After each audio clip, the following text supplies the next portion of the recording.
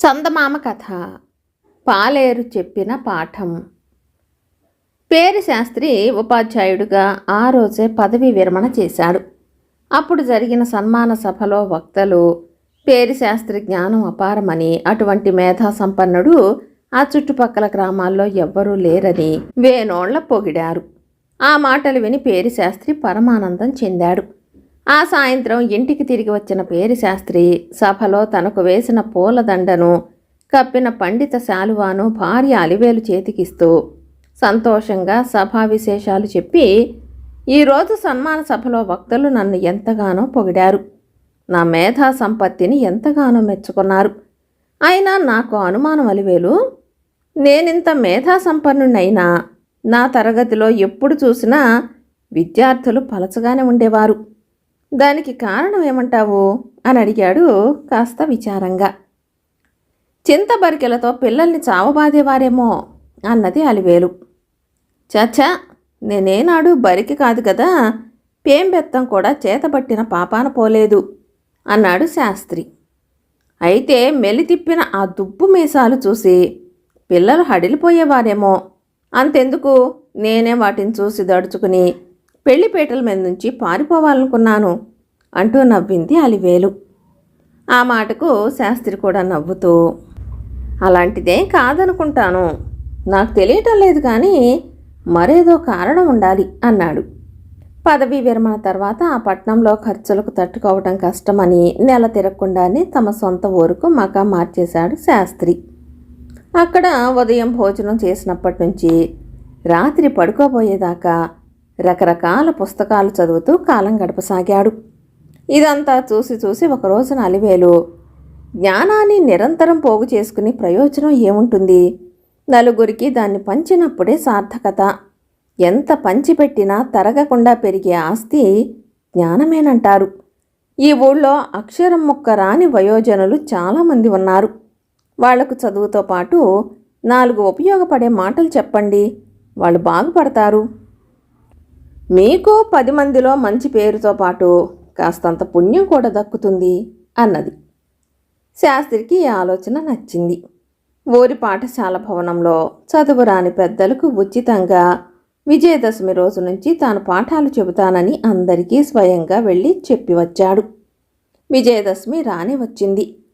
శాస్త్రి రాత్రి భోజనం చేశాక పట్టుపంచ కట్టుకుని 2 చేతుల నిండుగా పుస్తకాలు తీసుకుని పాఠశాలకు బయలుదేరి వెళ్ళాడు. అయితే ఆయన పాఠాలు వినటానికి ఆ ఊరి పెద్దరెడ్డి గారి పాలేరు వెంకయ్య ఒక్కడే వచ్చి కూర్చుని ఉన్నాడు. శాస్త్రి ప్రాణం ఉస్సూరుమంది. ఇంకా ఎవరైనా వస్తారేమో అన్న ఆశతో చాలాసేపు ఎదురుచూశాడు. అయినా ఎవ్వరూ రాలేదు. ఆయన వెంకయ్యతో, నీకొక్కడికే ఏం పాఠం చెప్పేది, వెళ్తాను అంటూ తిరిగి వెళ్ళిపోబోయాడు. అయితే వెంకయ్య శాస్త్రికి అడ్డుపడి, గురువుగారు ఇది వినండి, నేను కొట్టంలోకి దాణ వేయటానికి వెళ్ళినప్పుడు 5 గేదెలు ఎటో వెళ్ళి దూడ ఒక్కటే ఉంటే తిరిగి వచ్చేయను, ఆ దూడకు తప్పకుండా దాణ పెడతాను అన్నాడు.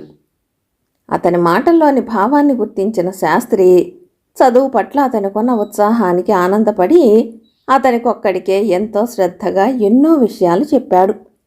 తన వెంట తెచ్చిన పుస్తకాల్లోని వింతలు విశేషాలు వివరించాడు.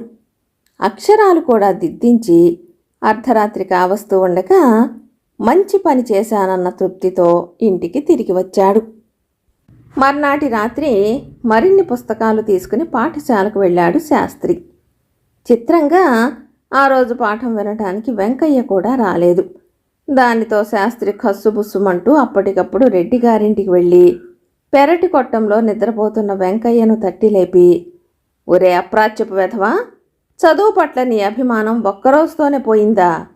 నిన్న రాత్రి కొట్టంలో దూడ ఒకటే ఉందని, అన్యాయం చేయను, దానికి దాణా పెడతాను అంటూ లేనిపోని కబుర్లు చెప్పి పాఠం చెప్పించుకున్నావు. అంతటి ఉత్సాహం ఒక్కపూటతోనే నీరు గారిపోయిందా? ఈరోజు పాఠశాలకేసి రావడమే మానేశావే అంటూ ఆవేశంగా అడిగాడు. దానికి వెంకయ్య ఎంతో వినయంగా చేతులు జోడించి, గురువుగారు మన్నించండి, నేను దూడ ఒక్కదానికే దాణా పెడతానన్నాను కానీ 5 గేదెల దాణా మొత్తం దాని చేతనే తినిపిస్తానని చెప్పలేదు అన్నాడు. ఆ మాటలు కొరడా దెబ్బలా తగిలాయి శాస్త్రికి. అప్పుడు ఆయనకు తన తరగతిలో పిల్లలు ఎందుకు పలచగా ఉండేవారో అర్థమయ్యింది. బోధించేవాడు మహాజ్ఞాని అయి ఉండొచ్చు, అపారమైన తెలివితేటలు కలవాడై ఉండొచ్చు. అయితే వినేవాళ్ల స్థాయికి దిగివచ్చి పాఠం చెప్పినప్పుడే అది ఎదుటివారికి అర్థమవుతుంది. అంతేకాక వినేవాళ్ళు ఎంతవరకు చెబితే అర్థం చేసుకోగలరో అంతవరకే చెప్పాలి.